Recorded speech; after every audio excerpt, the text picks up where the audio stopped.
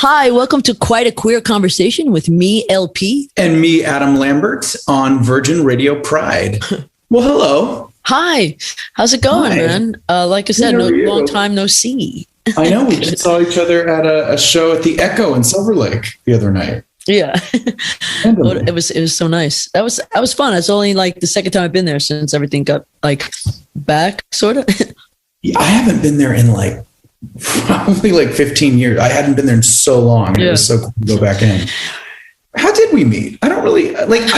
You know what? I actually the first time I met you, I came to your show. Yes, I was so like, oh God, wow, really? Yeah. So yeah, that was. I think we knew some people, some like business people in common, and they sort of arranged that we made sure we get to say hi to each other. And your show was amazing. Yeah. Your voice is incredible. Thanks, and it was just really magical. Like you had everybody really in the palm of your hands. And like at one point I was looking around during like one of these soaring moments and everybody was like mouth agape, just like, wow. But you're the same. I mean, do you abstain from drinking when you sing? No. No, I do not. Shoshana told me that. I don't want to tattle her out, but she's like, he does whatever he wants. Well, yeah, look, it's like there's like a balance, obviously if I'm like, if there's a lot of wear and tear, obviously I have to pull back.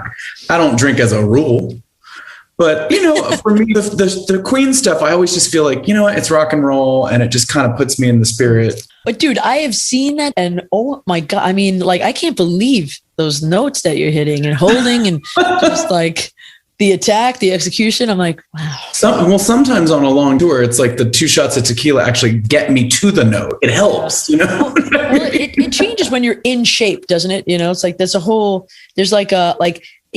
vocal shape, like it's just like them doing it more, So how long is a Queen set? I think it's like a little over an hour and a half, I think, like almost 2-hour show. Yeah. Damn. And Freddie was just like smoking like 20 cups of beer on the piano, smoking, like. Exactly. There's no way I could drink beer for a show. I would be burping the whole time. I'd be bloated. I always drink beer like when I do drink on stage. Yeah. Well, you're lean. You're very lean. I think I would like tumble like off the stage if I started drinking beer. Radio Pride. So LP, I have a question for you. What do you got? Was there a song that helped made you feel comfortable with your coming out? When did you come out, by the way? Many. What? When did you come out?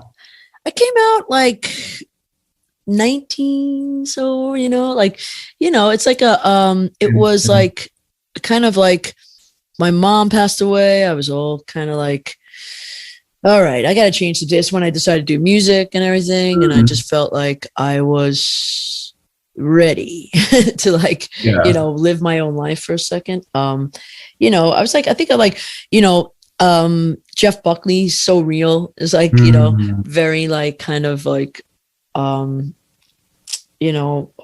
to me. I feel like, God, he was good. It was just so many songs. I get like, it's just like albums of songs. What do you have a song that you love? I always, whenever I get asked any sort of like favorites or specifics, it's always hard for me to figure it out because there's the same thing. Yeah. Like there's so many things I love, but I have a specific memory that is like, it's the gayest, most like prominent gay song. Like, I mean, I was in my car driving down the freeway to Believe by Cher.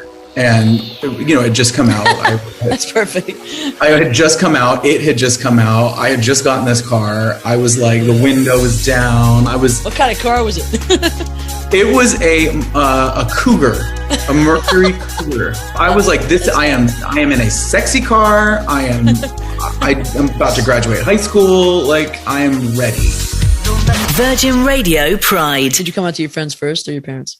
There was like 3 close friends that I came out to first. Yes. Yeah.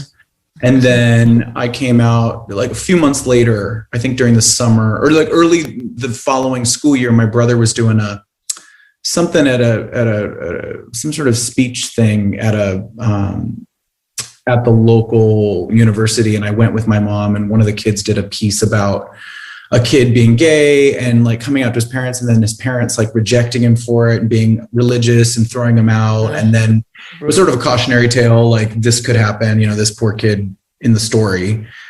gets into all this, terrible stuff. So on the way home, my mom was like, so we should talk. She was like, I hope that doesn't happen to you. And she basically outed me. She was like, do you have a boyfriend? And I'm like, no. And she's like, well, do you want one? I was like, well, yeah.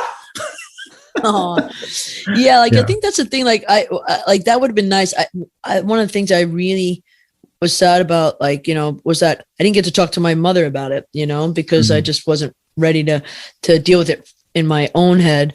And I feel like because my dad was just like, I didn't do, I was like, he must have had some kind of inkling. He's like, oh, he always brought guys home. And I dated guys, he had no idea, no clue. My mother, I feel like, would have been more in, in tune. It would have been like, oh yeah, I mean, I didn't know I think she just it would have been very insightful for me more so. Yeah, you could have gotten more into maybe some of the more yeah. My dad was too involved in his own many things, but I always feel for people who can't talk to their parents at all, about it. It's really, and thank God, you have your friends and community. Yeah, all the stories that I've heard, I feel lucky because I grew up in a house that my parents are really chill about that stuff. I mean, of course, I wasn't ready to openly talk about it either. This was a different time, I'm sure you can relate. It was just different. I mean, you look at what's going on now, and it's like kids are coming out in elementary school. It's like, wow. Yeah, wow. I know. I'm kind of when I think about I don't know if it's good or bad. I think everything, as they say, the cliche of everything happens for a reason. But when I think about friends of mine's kids, being 7 and knowing they want to be a boy, you know what I mean? I'm like, it's a girl. Unbelievable. And it's my life would have taken such a different path because I don't know if I had understanding parents and it was that time. I was obsessed with, being a boy when I was a kid. And so I would have been I don't know if I had liberal parents, I might've been I want to do that. I want to do that. Yeah. Yeah. It's interesting. I think about the gender thing too, because it's it's such a different concept now. It's there's so many paths that one can now choose to explore. And, I think all kids, no matter what your sexuality is, you go through at some point as a kid, you kind of go through some sort of gender exploration or, you're curious or you're questioning or whatever you want to call it. And it's interesting because now that there's dialogue for it and examples of it, I wonder the same thing. I mean, I love being a man, but I also love my feminine side, you know what I mean? And I love expressing it. And I don't know what shape. Well, for me, I think the course of my life would change so drastically, and I would have discovered that I was gonna, because I didn't really know I was gonna do this with my life, as a child or anything. This was not really in the realm of possibility in my family. It was very how would you even do that? That's not a viable career choice. That's a dream. Right. That's not something, be a doctor, you go to school, you get out of school, practical American. Yeah. So exactly. It's exactly. And they're horrified. After my mom passed away and I decided, to embark on this. And my dad was kind of I remember even the last ditch, I was working in bars in gay bars in Manhattan. It's you should be a cop. You found it interesting, challenging, delightful, whatever you want to call it, dating while being a public figure. How does that work for you? What's your experience with it?